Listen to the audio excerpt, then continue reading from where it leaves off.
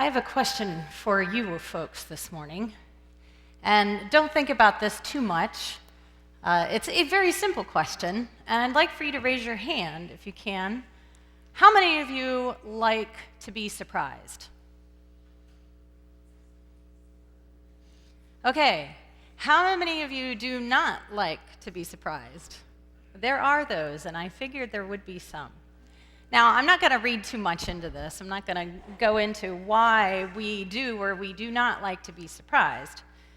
I generally don't mind being surprised, as long as I know the people involved. The real risk for me is in knowing the people who are doing the surprising. If I don't trust them, I will probably not be, I will hold some anxiety about what would be to come. If I do trust them and I feel like they have my best interest at heart, I'm okay with waiting to see what may come. So therein lies perhaps the difference. Who is doing the surprising and what situation you're in. Mary's response to an angel's surprise visit we heard in the Luke passage this morning, telling her that she has been chosen to bear God's Son. And this message has been written in song, in music, and we've heard it many, many times. Mary seemed to receive this news very graciously, considering her reality in life. Mary was very young among our standards, 12 to 14 years of age, yet old enough in her culture that she was engaged to be married. Now keep in mind, this is the age of our 6th to 8th graders. She lived in a peasant family, low class, perhaps termed as poverty in our life now. She was a woman in a highly patriarchal society and religion that predominantly disregarded a woman's voice unless through her husband or other male figure. So on the one hand, Mary didn't have much to lose in receiving God's promise for her. She didn't have the risk of losing wealth or a huge change in social status. She was young and innocent, you may say. She was in an early stage of faith development, experiencing this concrete call with openness to be faithful, trusting fully in God's power and promise. And on the other hand, Mary had much to lose. What status she did have would be jeopardized by this pregnancy. The man she was engaged to considered breaking off the marriage because of her assumed sexual unfaithfulness. Mary risked being seen in her religious community as an outcast, an untouchable, and unavailable to be married, casting her into a category of people who would be the poorest of the poor. In many ways, Mary was the perfect person to carry out God's plan. She was old enough to be shaped in her faith, to have trust in God, to say yes, and yet not old enough to be tied to the ramifications that this may cause. Mary became an example of God righting the world in the salvation story, the lowly being lifted up. Isaiah 35 is also a picture of the redeemed, the promise of salvation, where wrongs are made right and transformation happens. Here, salvation begins in creation, where the dry and the desolate will be transformed into paradise. If you've ever seen pictures of a desert that looks completely barren, receive a little bit of water.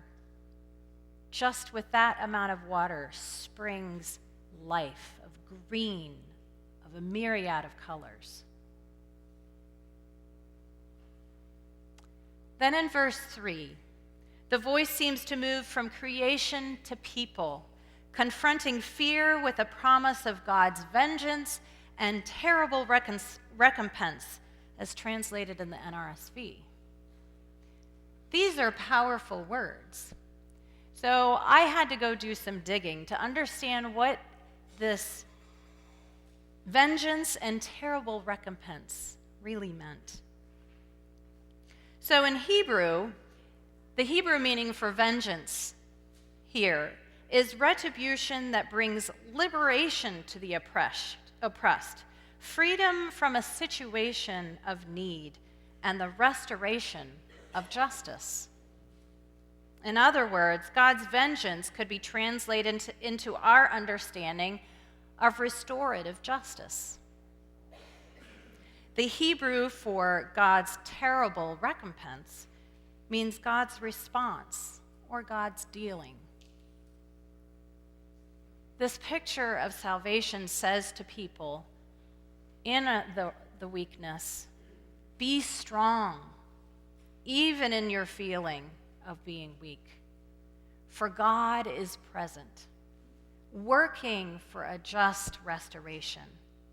God is on the move. Expect God's response. From there, salvation opens to the world to heal, restore, and transform the brokenness, making a way where sorrow and sighing will flee, joy and gladness will spring up. Mary seems to embody this oracle in the midst of great longing and brokenness. The sorrow and sighing are not evident in her prayer.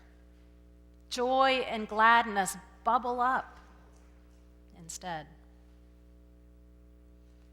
How did Mary do this? How could she be so completely vulnerable and open to God's Spirit, God's messenger? And this passage in Isaiah seems unrealistic as well. How can this be relevant in our time and age, where those fleeing their country of origin, environmental disasters, and economic disparities are all on the rise? How could sorrow flee and joy and gladness spring up? It needs to be pointed out that this passage is not saying there will be no more sorrow or sighing, but simply that it will flee. I like the image here of a tightrope walker. A seemingly impossible task is possible. I saw a picture recently of a man who put a tightrope in between two boulders. I have no idea how high it was from the ground, but it appeared as though if he would have fallen, he would have met his death. But I've also learned that this sport has a bit of a strategy. While walking on the rope, one cannot look down at their feet. The focus must be out in front, trusting the feel of the rope on the feet, the equipment, and skill to reach to the other side. Distractions are overcome through focus, confidence, and trust. The picture of the highway in Isaiah is a bit of a tightrope walk, the same kind of faith trust, and focus on God is required. If one receives God's love, commits to follow in God's wisdom, trusts in God in the midst of uncertainty, and focuses on the goal of loving God with one's whole being, then the sorrows of this world lose their weight, leaving a lighter, freer spirit. Mary seemed to be able to do this. She was able to keep her eyes on God's promise instead of the distractions of the world around her. We certainly have distractions today, be it financial, health, or relational fears. We have concerns about job security, the weight of grief, the fear-driven news culture, racial disparities, inequalities, and environmental degradation. These are all realities swirling around us, but no amount of worrying about them will offer salvation. But lest we think we are to focus intently heavenward for God's salvation that will come and sweep us away, James brings us down to earth. James, the passage in James that was read this morning, is worried about the divisions between the rich and the poor. And the verses that we had read come before this. James is condemning those with the economic wealth, condemning them for mistreating their neighbor for their own financial gain. Be patient, James says. It is spoken here as an alternative to a life focused on immediate gratification, a one-up, and an exploitation of others. I suppose humanity has always been at work at finding ways that we can live more efficiently, faster, disregarding those around us.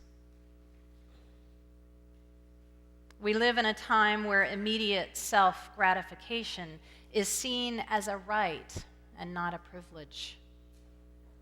Our grocery stores are full of as many fruits and vegetables as possible year-round, irregardless of whether it is locally in season. We rely more on electronic communication rather on traditional mail, which now has been termed snail mail.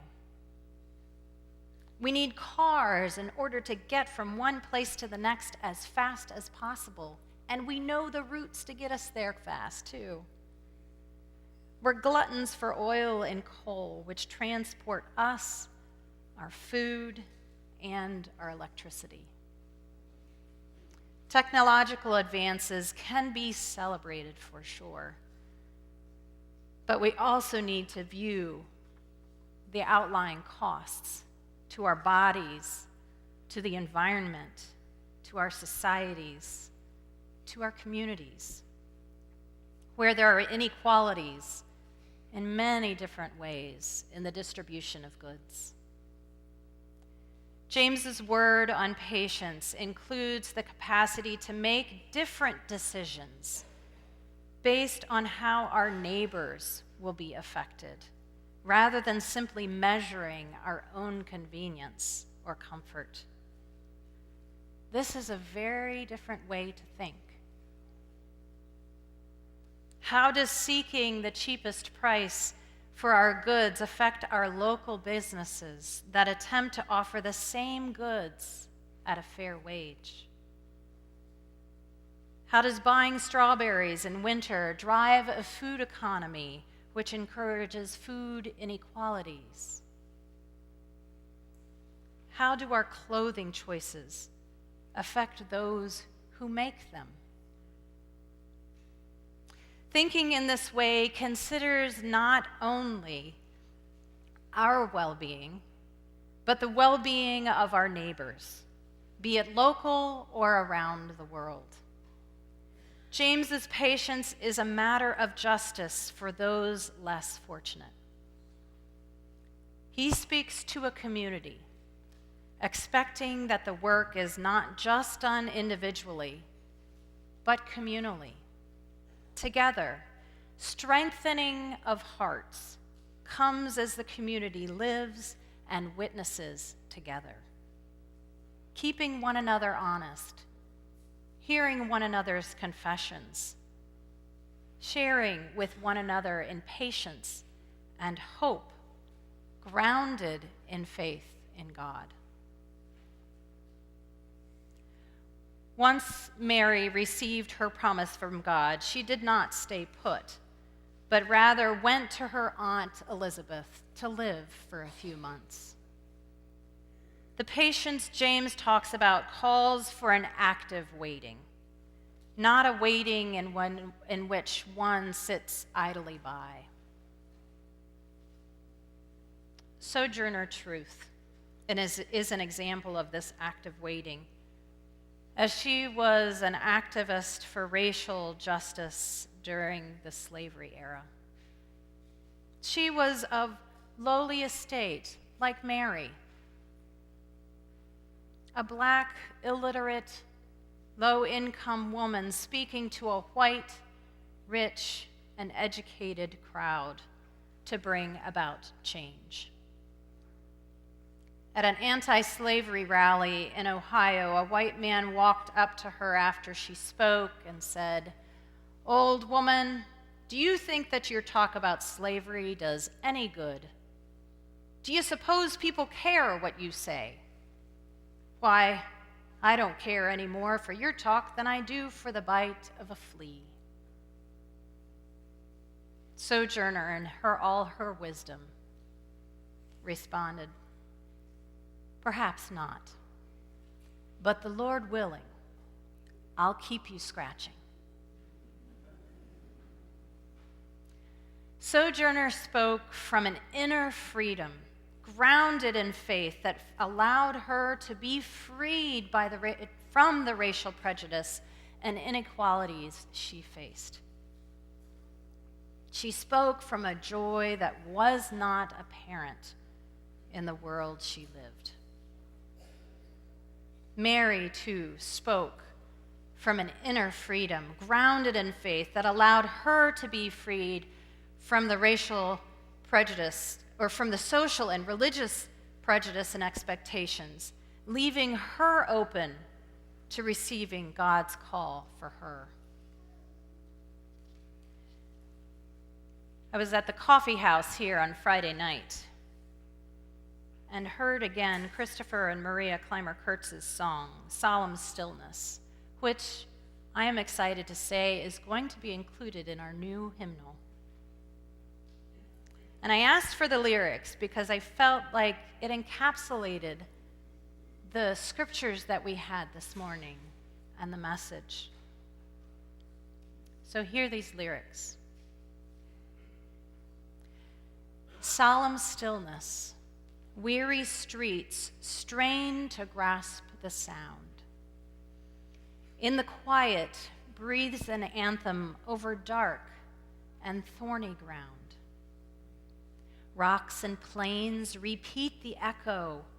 Splendor floods the starlit moon.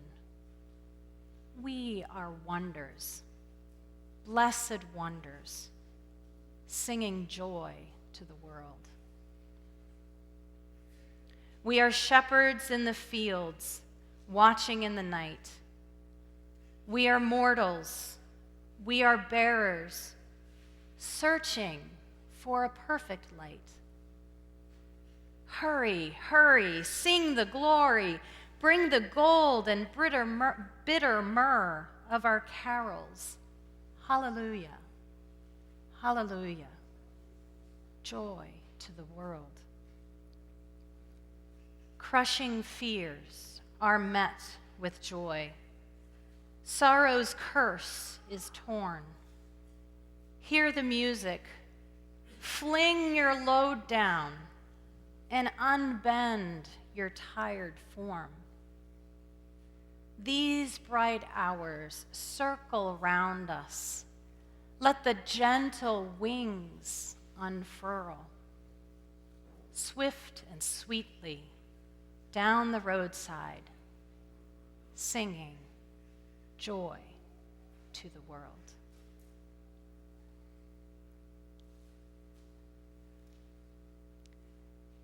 We do have fears that crush us. We have loads that we bear. Where are life's crushing fears reaching you? What load needs to be flung down, torn off, cut off? How can we unbend our tired forms to allow our wings with freedom to unfurl?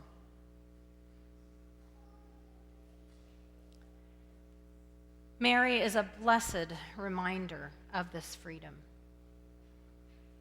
Giving our lives in surrender to God's love and grace gives us meaning, gives us focus, and in fact surprises us with a joy that this world cannot give. So let us not rush this season. Let us wait with patience for the inbreaking of God's presence with us and in us. For it is in showing up in community and crying out to God together, watching and waiting, we express our deepest longings, ready at any moment to be surprised by God's joy. O God, we come, we cry, we watch, we wait, we look, we long for you.